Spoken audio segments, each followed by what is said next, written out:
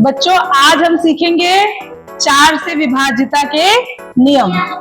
इसके पहले हमने 2 से विभाज्यता के नियम पढ़े थे और 3 से आज क्या पढ़ेंगे 4 से। 2 से क्या पढ़ा था हमने, जिसके लास्ट में 0, 2, 4, 6, 8 हो वह क्या होगा 2 से विभाजित होगा।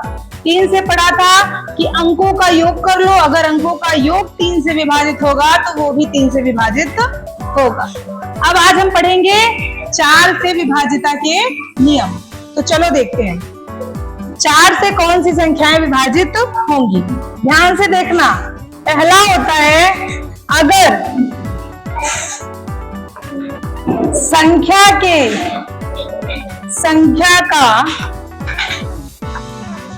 इकाई व दहाई, संख्या का इकाई व दहाई 0 हो। क्या हो, यानी कि लास्ट में 2 0 हो तो वो संख्या क्या होगी, वो संख्या 4 से विभाजित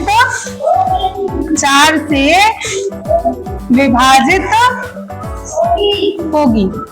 अच्छा समझिए, जैसे चलो चेक करते हैं सच है कि गलत है। जैसे मैंने लिखा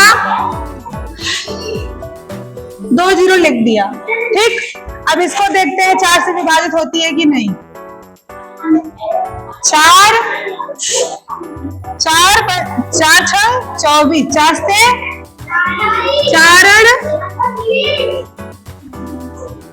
ये तो वैसे ही पूरा विभाजित हो गई है ना। फिर 0 बाहर ले जाएंगे, ठीक। अच्छा कुछ और लिखते हैं, चलो लिखते हैं 1100। क्या लिखा, इसको 4 से काट के देखते हैं। 4 दूना 8, कितना बचा 2 जी 3 बचा। अच्छा सॉरी 3 बचा, 30 हो गया।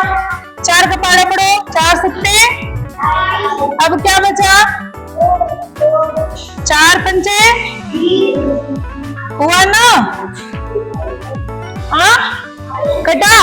इसका मतलब अगर संख्या का इकाई व दहाई 0 है तो क्या होगा 4 से संख्या विभाजित होगी। वो चाहे जो संख्या लिखी हो, कितनी बड़ी संख्या 5, 3, 2, फिर 2 0 है ना, ये 4 से विभाजित होगा।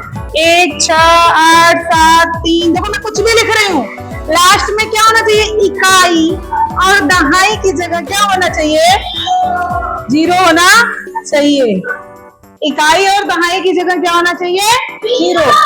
तो इकाई और दहाई की जगह 0 होगा तो ये क्या होगा 4 से विभाजित होगा। ये तो पहला नियम था, है ना। अब हम इसका दूसरा नियम देखते हैं। जब 0 नहीं होगा तब क्या होगा, डस्टर दो बेटा, डस्टर दो।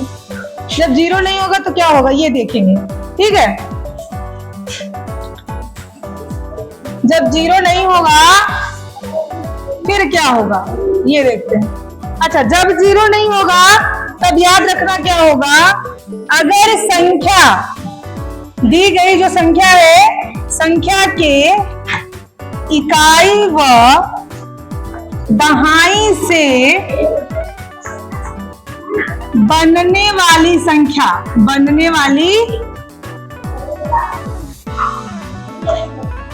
संख्या किससे कटेगी, 4 से विभाजित होगी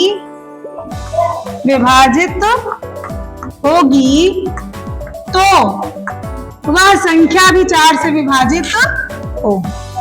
वह संख्या भी 4 से विभाजित होगी। अच्छा ये ध्यान दो, संख्या की इकाई व दहाई से बनने वाली संख्या का मतलब क्या है। जैसे देखो हम बहुत बड़ी संख्या लिख रहे हैं 3, 2, 1, 4, अब लास्ट में इकाई और दहाई 2, 4। ये बताओ 24 4 से डिवाइड होता है, कटता है, तो 4 छम 24। इसका मतलब ये पूरी संख्या 4 से डिवाइड हो जाएगी। यही मैंने लिखा है कि कोई भी अगर संख्या है उसका इकाई और दहाई देख लो, इकाई और दहाई से बनकर जो संख्या बनी हुई है पूरी, ये अगर 4 से डिवाइड हो रही है तो संख्या 4 से डिवाइड हो जाएगी। जैसे यहाँ अगर 32 हो गया तो भी डिवाइड हो जाएगी, यहाँ 16 हो गया तो भी डिवाइड, मतलब 4 से कट रही हो वो संख्या तो डिवाइड हो जाए। समझ रहे हो ना बात? अब इसको चेक भी कर सकते, जैसे हमने उसको चेक किया, इसको चेक कैसे करेंगे? 4 से इसमें क्या करेंगे? भाग देंगे। अब 4 से भाग दोगे तो क्या आएगा? 4 और 32, है ना? 1 उतारिए, फिर 0 बढ़ाएंगे, फिर 0 जब बढ़ाएंगे तब फिर क्या आएगा? 14। ठीक है, अब इस 14 को 4 से भाग दीजिए। 4 4 तिहाई, कितना बचा? 2, है ना? 2 बचा, फिर 2 उतारिए, 4 पंचे 20, फिर 2 आया, फिर 4 उतार लीजिए, 4 छंग 24, डिवाइड हुआ ना? समझ रहे हो? चाहे जितनी बड़ी संख्या हम लिख देंगे, हमारी संख्या डिवाइड हो जाएगी। तो हमने आज क्या सीखा? 4 से विभाजिता के नियम क्या क्या होते हैं, फिर से दोहरा रही हूँ। पहला, अगर किसी संख्या के इकाई व दहाई के स्थान पर 0 रहेगा तो वह संख्या 4 से विभाजित हो जाएगी। दूसरा, अगर किसी संख्या के इकाई और दहाई से बनने वाली जो संख्या है, इकाई दहाई के अंकों से 4 से विभाजित हो रही है तो वो संख्या भी 4 से विभाजित हो जाएगी। तो आप लोगों को समझ में आया 4 से विभाजिता के नियम? समझ में आया सबको?